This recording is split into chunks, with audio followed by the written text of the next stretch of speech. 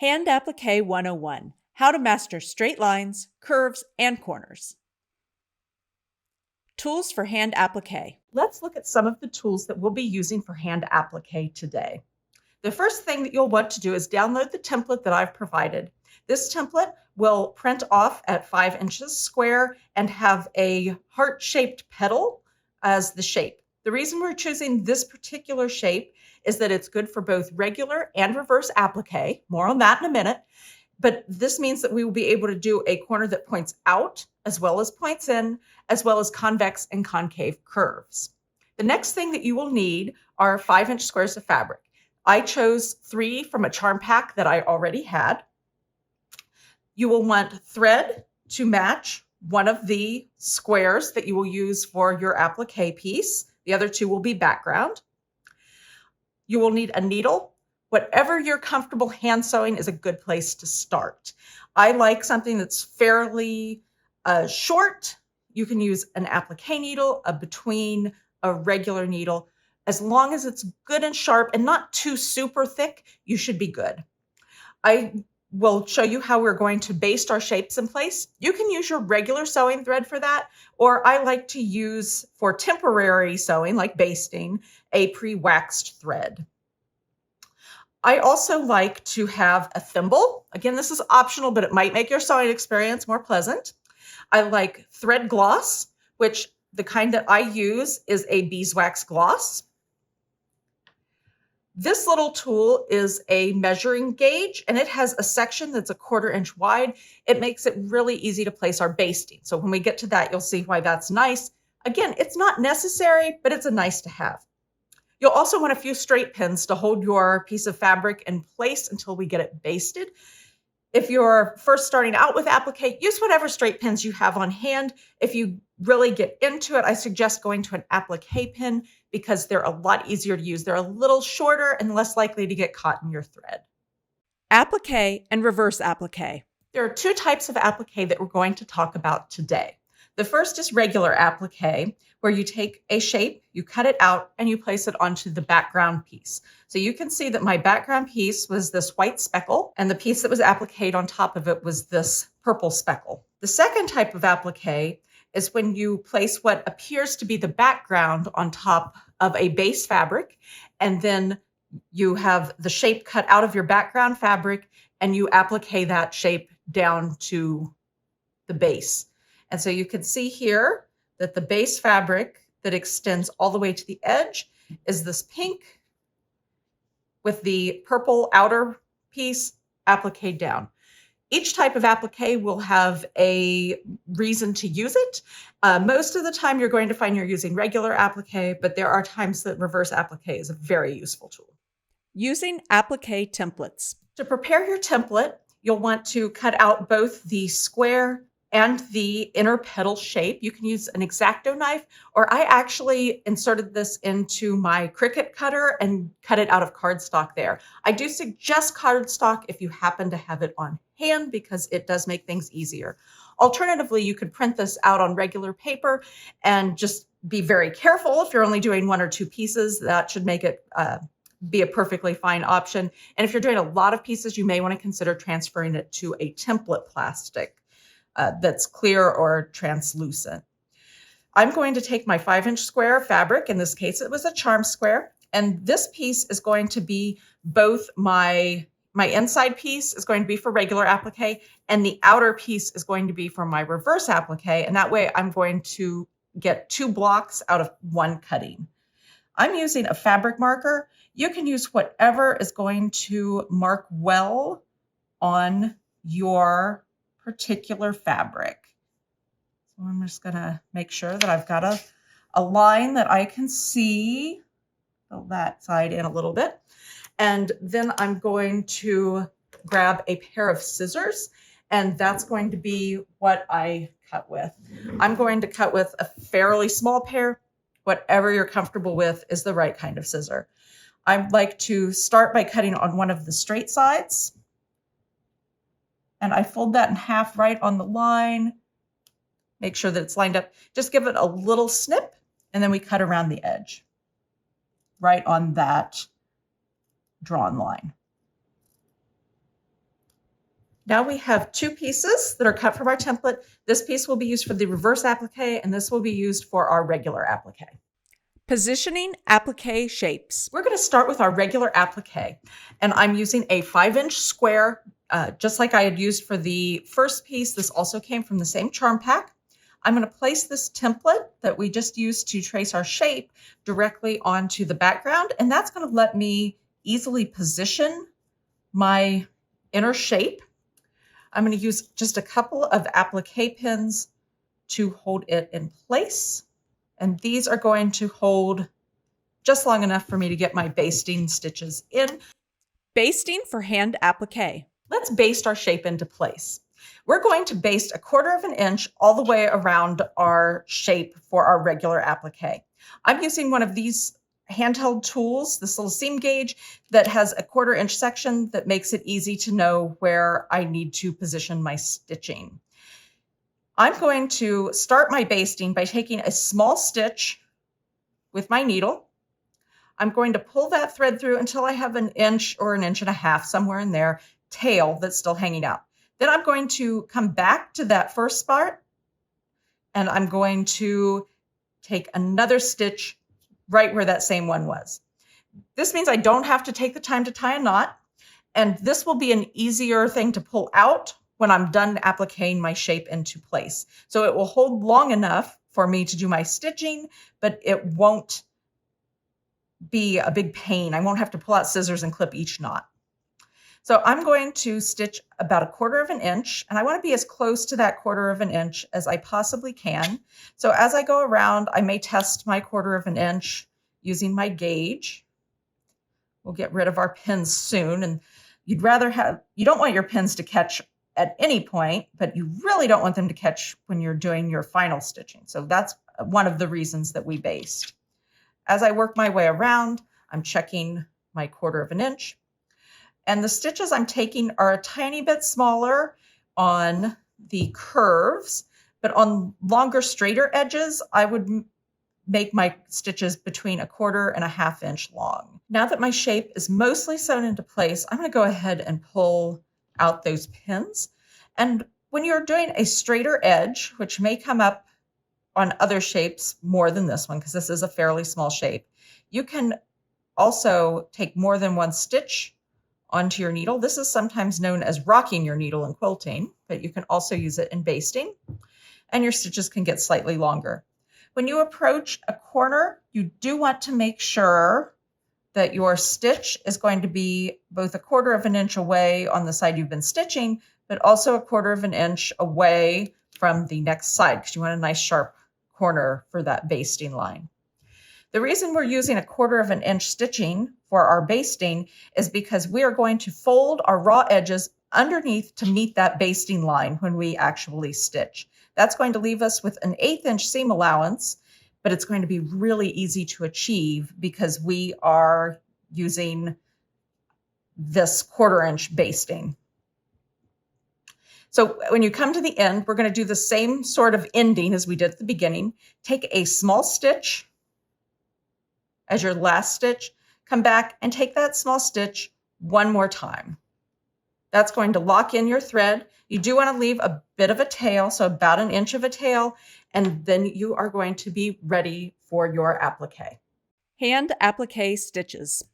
Now it's time to start doing our actual applique stitch on our heart-shaped petal that's on our gray background piece.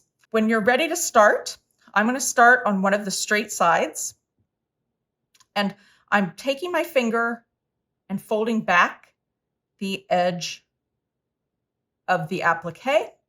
So I'm taking that raw edge and I'm folding it so that the raw edge hits that line of basting that we did 1/4 of an inch away from the edge of the applique piece.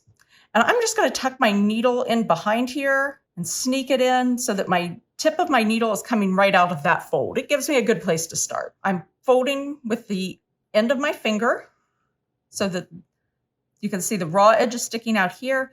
And for the next couple of inches, I have a straight line that's all the fold of the fabric. To stitch, I'm going to line where my needle comes out of the fold of the fabric. I'm going to make a tiny stitch, I'd say 1/8 of an inch or less, through the backing of the fabric. And then I'm going to come up and catch just 1 or 2 threads of the applique piece and pull my needle through. I want to align my needle to going through the background with where the thread came up. The idea is that you want the least amount of thread exposed when you applique, because it's where the thread's exposed that you're going to get the most wear and tear, and that's going to be the spot that's the most vulnerable. So the less thread that's exposed to the outside of a project, the longer it should last. Applique stitching exterior corners. As I approach the corner of my applique, I'm going to make sure that I'm holding my piece comfortably. I have this edge already turned under that 1/8 of an inch to match the raw edge to the basting stitch. But as I approach the corner, I want to make sure that my next edge is also turned under. So I'm going to use my finger. You can also use the end of your needle. That's why this is sometimes referred to as needle turn applique, because you can use your needle to tuck things in. It might be hard to see, but I have a little bit of fuzz from my raw edge that's wanting to stick out there. This is the time that I always do use that needle point and just tuck the end, tuck those little threads under. You're always the one that's in control of where your edges meet on your applique.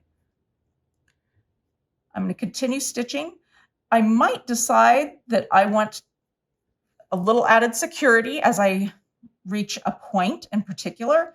So my stitches get very, very small as I come to a point.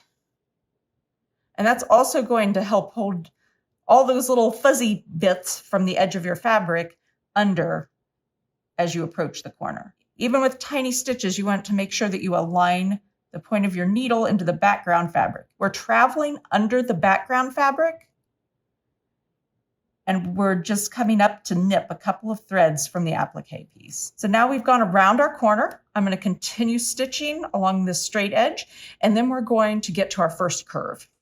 Applique stitching curves. As we approach our first curve, which is a convex curve, that means that it's going to stick out. I'm probably not going to have to do too much differently than what I've done on my straight stitch areas. The most important thing is to pay attention to where your next stitch is. As long as you know exactly where that next stitch is, and I try to keep about 1/4 to 1/2 of an inch folded under ahead of where I'm going so that I can see where the curve needs to curve in order to stay smooth in appearance. And I'm continuing to make my stitches the exact same way, traveling on the back of the piece and then coming up just to take a little nip out of 1 or 2 threads. Because we are only using an 1/8 inch seam allowance, there's very little bulk, so you really won't need to trim away anything. You might have sewn in other scenarios where they tell you to make a little notch. That's very unnecessary on a piece that has such a narrow seam allowance. And we want to avoid clipping whenever we can. There are some times that it might be necessary, and we'll talk a little bit about that when we do the concave curve and also an interior corner. As I approach my first, and well, on this part only, concave curve, sometimes you're going to want to take a tiny snip to ease that curve so that the fabric edge doesn't pull. This is a shallow enough curve that we're not going to need to do this, but I'm going to show you how I would just in case I would need to. So I'm going to take my tiny scissors, and you want a very sharp point on them. And if you want to, on a tighter curve, ease the way you would go around it, you're going to take these tiny little snips, just maybe 2 threads deep. You don't want them to be anywhere close to the full 1/8 inch deep. And it's far better to take a lot of very tiny 1 or 2 thread snips than it would be to make a couple of deeper snips. Those shallow, close together snips are going to create a smooth curve when you go to turn under your seam allowance. Deeper snips that are further apart will result most likely in a choppier, more angular curve. As I approach my concave curve, I'm again using my finger to tuck under that seam allowance. You want the raw edge to continue meeting your basting line, and you continue to stitch. As I come to the end of my shape, I like to actually take 1 or 2 stitches beyond where my starting point was. I just like to secure those edges that are a little more vulnerable to wear and tear. When I'm done, I'm going to take my final stitch straight through to the back of the applique piece.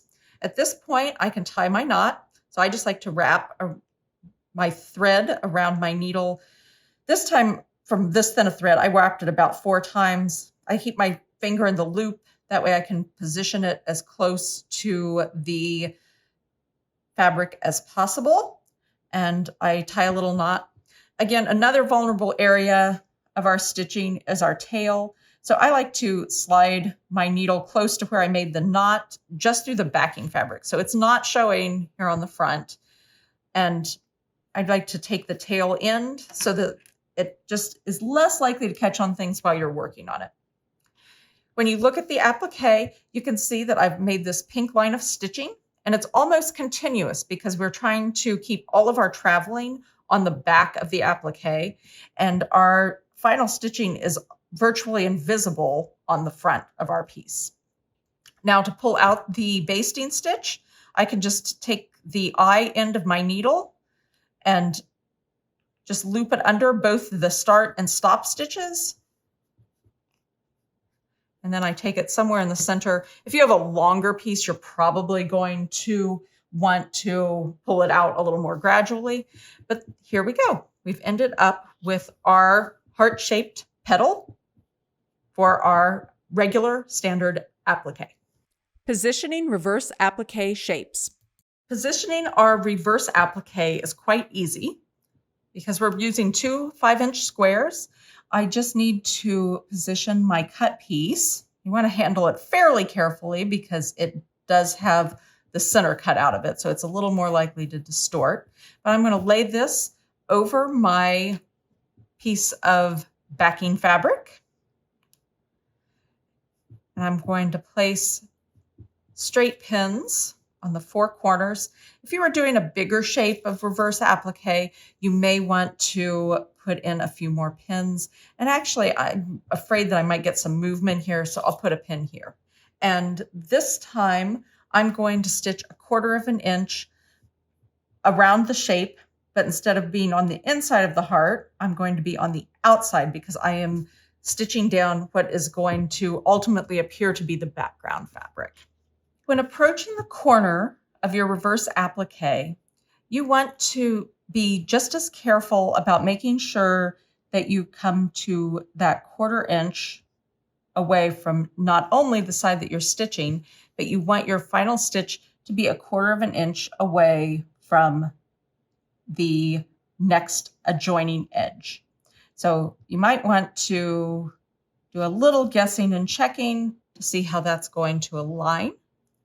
Might mean you're taking either a slightly bigger or a slightly smaller stitch right at that corner. Applique stitching interior corners. I am starting along my straight edge and I'm folding under my seam allowance just like I did the first time. And where my thread comes up, I'm going to always travel through the backing fabric, and I'm going to stitch normally as I approach the interior corner turn. As I approach the corner, you're going to notice that there's some resistance as you stitch and try to turn under your upcoming seam allowance. Now, an interior corner is a time that you're always going to need to clip. I'm going to take my sharp, pointy little scissors, and you don't want to go the full 1/8 inch. You want to go maybe half that. So you're taking a snip about a 1/16 inch. That's going to loosen the corner enough that you're able to make the turn. You may find that when you made that snip at a 45-degree angle that you didn't go quite deep enough. You can always go a little deeper, but you can't take it back once you've gone too far. So it's best to try a shallow clip to start and then move on. You'll notice immediately that when you go to turn under that seam allowance, that it's a lot easier to turn. And you'll see this little 45-degree angle clip here. I'm going to keep stitching until I approach the very end of this side, ready to turn onto the next side. As you get really close to this corner, you're going to want to take a few extra tiny little stitches, and that's going to secure where you have that slight weakness in your fabric from where you had to make the clip. As we approach, I've got a couple more stitches left here, but I want to, just like the exterior corner, I want to go ahead and turn under my interior corner fold. So I want to have both sides ready to stitch. And this point is really the place that I use my needle tip the very most. Corners are a little tricky, so it might take some practice, but I'm taking that needle tip and I'm trying to create a pointy corner, or at least as much of a pointy corner as I can get. If I find that I don't like exactly where that corner is, I sometimes go just a hair deeper than I normally would into the to the outer fabric, in this case, whatever my applique is. And if you go just a little bit deeper and give it a tiny little tug, it sometimes will pull your fold to be where you want it. So you really are in charge of where exactly you want that stitch to fall. And you can always look at it and you can pull it out if you really don't like where it landed. So it might be worth a try as you get used to doing your reverse applique or your interior corners, because an interior corner can happen on either regular applique or reverse applique. Once you're past the corner, you're going to continue stitching around your shape. Trimming the back fabric. Now I've finished my applique pieces. So I have two pieces that are done with regular needle turn applique and two pieces that were done with reverse applique. When you finish these pieces, you have the option of whether you want to trim away your excess backing material. And for these smaller regular applique pieces, I hardly ever do that unless the backing fabric happens to be showing through the front fabric. I usually don't find that the extra bulk of having two layers makes any difference. However, for pieces with the reverse applique, you'll often see that you have a little bit either hanging out from the edge, or just when you go to put your pieces together, you might find that the excess bulk actually in a seam allowance is something you don't want. So on this piece, I've already trimmed away that backing fabric, but let's do that on this one. It's really pretty easy with reverse applique. You just want to make sure that you're being very aware of where your scissors are going. And I like to use a fairly small pair of scissors when I do this. And I want to make sure that my main piece of fabric always remains intact. I typically trim away about 1/4 of an inch from the shape, unless there's a reason that I need to go narrower, like if I'm getting some weird shadowing from one fabric through the front of the quilt. By having the back of my hand and cutting fairly slowly, I can feel whether the scissors are trying to poke through the fabric that I don't want to cut. It doesn't have to be absolutely perfect, but that cut away all that excess. So now I have plenty of room for my seam allowances, because I'm ultimately going to sew this together as a block. So there you have it. We have our needle turn applique with an invisible hand stitch in both standard applique and reverse applique.